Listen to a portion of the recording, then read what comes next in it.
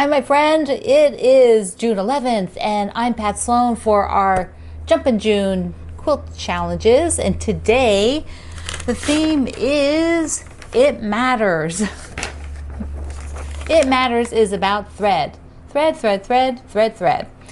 So if you have been primarily a piecer, you might have one weight of thread, and you might have it in two colors, white and black, or maybe three. You added gray, spice it up. So if you are now just getting into the world of machine quilting, thread is a new component. But if you already are a thread junkie and you have a bunch of threads, today is your day. Because your challenge is to take out several weights of your thread and, using a little sandwich piece, practice them. You want to just load up a thread, write on here what it is, and stitch it. Now, in my book, on page 23, sorry, not 23, it's previous little piece of paper, page 15.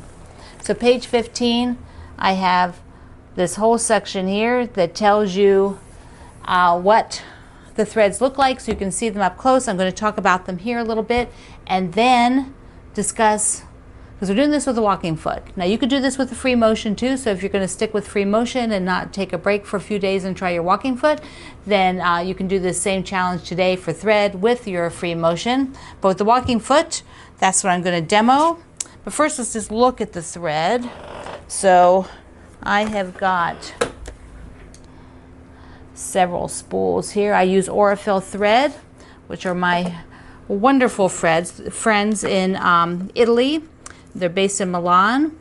It's a family-owned business, and I've worked with them almost since the day they started providing thread for quilt makers.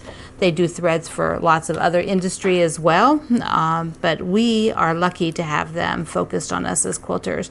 They do low-lint threads. Low-lint cotton. It's all cotton, 100% cotton. So I have little thread boxes, and this one is fabulous if you are going to do a lot of free motion and you just want to get started with some basic colors that'll blend with a lot of things. These are all 50 weight, and the 50 weight is the weight that you normally sew with. Yes, come on down. So this is what you're piecing with, and I will piece with it. I'll free motion quilt with it, do hand work with it. I do everything.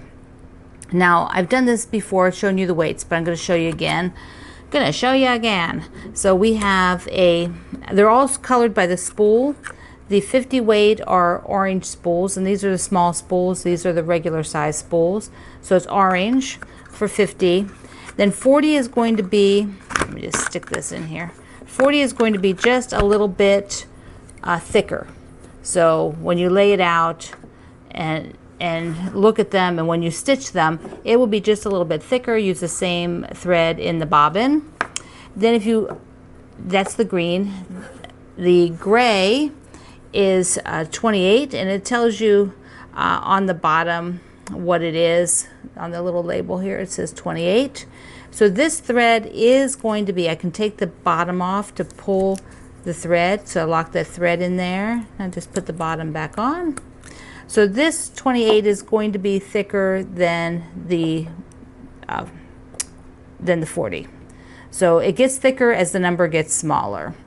And then the largest thread, the thickest thread, is 12, which I think of like pearl 10.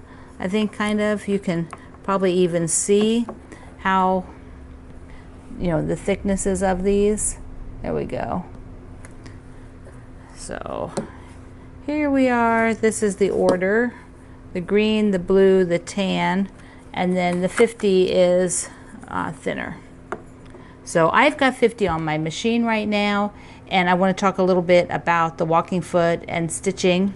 If you're doing 28, try putting 40 in the bobbin. If you're doing 12, you're going to need the bigger eye needle, and then see what works in the bobbin. You might have to, you could maybe use the 40. It just depends on your tension. So you have to do a test. It all depends on your machine. So you're going to put on your walking foot. Let me just show you. I am working at the Solaris, which has a digital dual feed foot. The digital dual feed foot, that's another name for a walking foot, so you'll hear that. But mine is, on the Solaris, is computerized. So it has tension controls and things, because this machine does everything but make my coffee. So once it makes my coffee, it will be perfect. It can make some chocolate chip cookies too. This is the way your walking foot, many of you, your walking foot will look like this.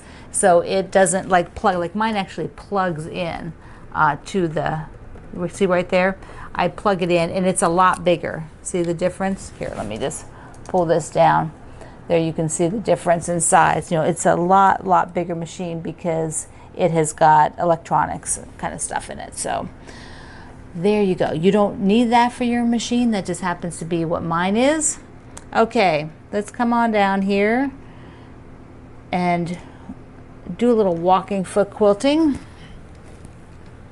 Put that guy over there. So I did a little test here where I just started with a stitch and, you know, tried some other things. So I am going to sort of walk you through that, because there are some lessons in the book where if you want to just follow those to get used to how to do things, like, you know, we do some straight line, then you can do channeling where you're kind of, you know, going between them to get some really fine sort of matchstick quilting, outline quilting. But there are different stitches on your machine that will work with batting. You just need to try them to see how they look and whether you like them. So when I'm doing walking foot quilting, it is pretty much like you're sewing. Here, let me just come down here a little bit closer. You know, so this is not, it's not like the free motion. You know, it is very simple. The foot is very large on here, so let me just scoot the fabric. So there I'm just doing a straight line. But if I want to change, the thing that I love doing most is this serpentine. And so I would change the serpentine and I might make it kind of wide. And that's one thing to test.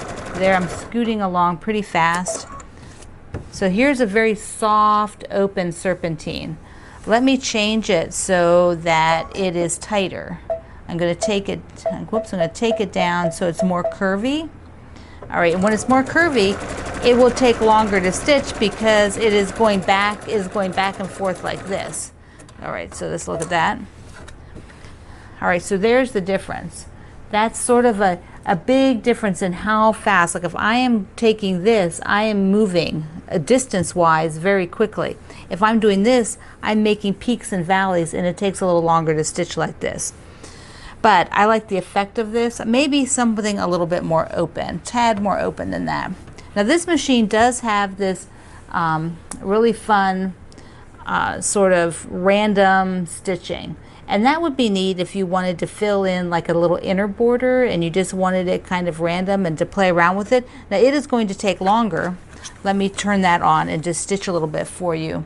And you can see what happens. So I am going to, I'll do it to its recommended length. So it has got to go back and forth and sideways and then up and down, you know, so it is not going to move forward nearly as fast as a straight stitch or something that is going forward more quickly. You'll see like a little star one in the book. So there we go. Let me just cut that off and show you. Get it out here closer. Let's see. I'm going to bring this back a little bit so I have a little more room over here. Here we go. We gotta get that camera angle. There we go. So I started out just back here with a straight stitch and then a very open curve, and then I tightened it. So I made it shorter, the stitch length shorter, so it started coming closer together. Then I switched over to this preset design in the machine, and that will, you know, if you're going to do that, that would kind of be neat in like a little channel. So there are other things that you can do. I just played around with this one, which is looks like stitching, you know, like, I don't know, side, like a blanket stitch on both sides, and that might be effective someplace. So today what you'll do is put on your walking foot, get out this quilt sandwich, and grab a group of your threads, different, so you're going to test two things. Test your threads so you can see the different style threads that you own. What do they look like when they stitch? How thick are they? What do you have to have in your bobbin to get good tension? Do I need a bigger eye needle? Like the bigger your thread, you're going to need a bigger eye needle at some point. So test that, and then also try out some of the stitches. Then tomorrow I will stitch on the last piece of my grandma's kitchen, and I will show you the segments of it that are, or how it's done quilt as you go. Like this is done just in 3 big sections. So there you go. That's a wrap for today, and I will see you online, and I thank you for being here and doing all this quilting with me. You are doing amazing. I love you. Mwah. Have a good day.